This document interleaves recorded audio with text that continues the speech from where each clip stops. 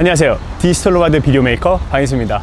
자, 오늘은요 여러분들 단렌즈 이야기를 좀 해보려고 하는데요, 만약에 렌즈를 하나만 사야 된다면은, 혹은 한 가지 화각을 사야 된다면은 어떤 렌즈를 사야 될지에 대한 이야기를 좀 해보려고 해요. 이거 지극히 제 주관적인 거기 때문에 여러분들 편안하게 들어주셨으면 좋겠어요. 참고로 제가 써본 렌즈들 중에서 좀 이야기를 하려고 하는데요, 제가 쓰고 있는 렌즈는 사실 GM 렌즈군으로 거의 쓰고 있어요. 그래서 G 렌즈나 그 밑에 있는 렌즈들은 사실 제가 잘 모르는 분야이기도 해서 GM 렌즈로 좀 이야기를 드리면요, 단 렌즈로는 지금 현재 24, 35, 50, 85, 135 이렇게 써보고 갖고 있거든요.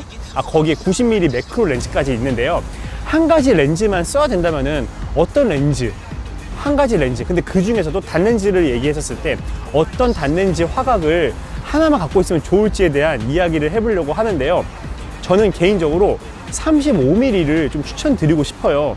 그 이유가 좀 여러 가지가 있는데요, 특히 제가 오늘 좀 많이 느낀 건데, 지금 GM군을 다 갖고 있지만 제가 사실 요즘에 신의 렌즈를 좀 구입을 하려고 해서 신 CF 렌즈군을 지금 구입을 하려고 몇 가지 주문을 넣었어요.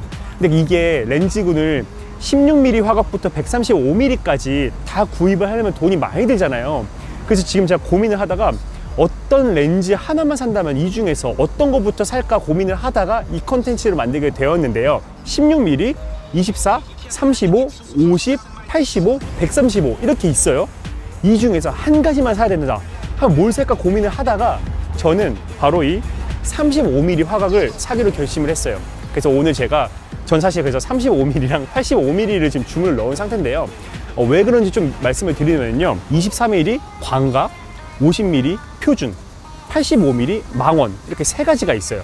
근데 한 가지만 써야 된다고 했잖아요. 한 가지면은 저는 24와 35, 바로 표준, 광각과 표준의 중간인 그 애매한 35mm를 택했어요.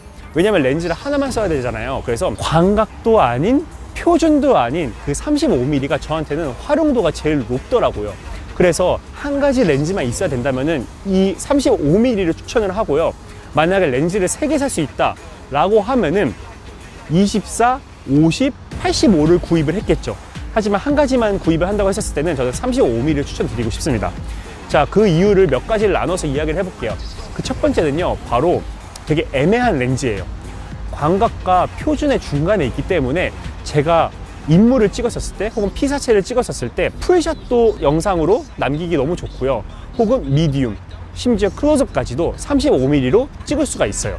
이따가 같이 찍으면서 보여드릴 건데요, 인물을 통해서 한번 보여드리도록 해볼게요. 이런 식으로 35mm로 풀샷도 찍을 수 있고요, 앞으로 가서 핸드폰으로 하고 있는 모델의 미디움도 이런 식으로 연출이 가능하고요, 마지막 클로즈업으로 이런 식으로 핸드폰의 클로즈업도 촬영이 가능합니다. 자, 이런 식으로 제가 클로즈업으로 뭔가를 찍을 때에도 화면에 대한 왜곡이 23mm에 대해서 덜 해요. 지금은 이제 물병을 제가 클로즈업으로도 찍고, 그 다음에 풀샷으로도 찍고요.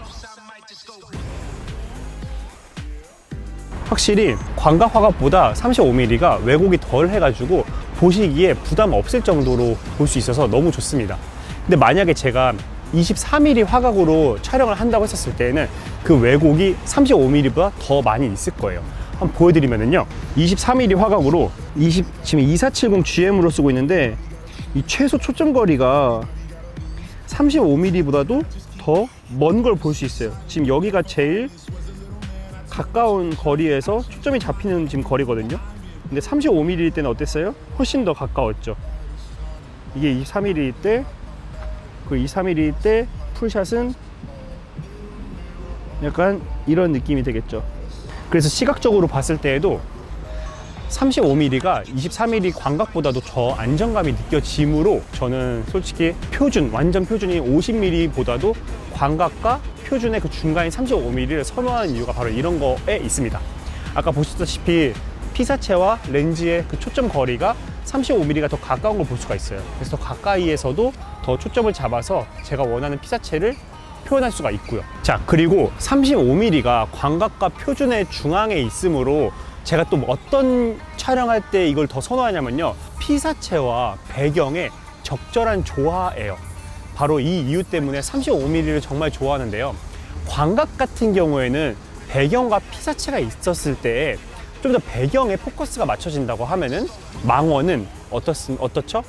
배경보다는 피사체 혹은 인물의 포커스가 더 많이 맞춰져요. 35mm는요, 이 배경과 피사체의 적절한 조화가 이루어지는 게 바로 35mm 화각의 매력인 것 같아요.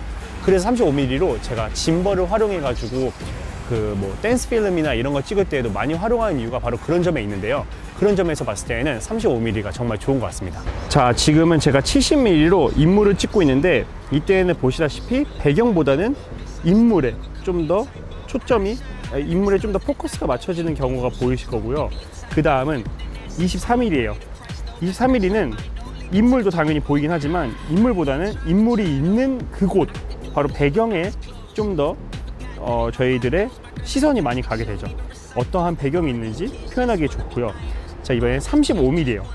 35mm 같은 경우에는 그 배경과 인물의 적절한 조화가 이루어진 걸 볼 수가 있을 거예요.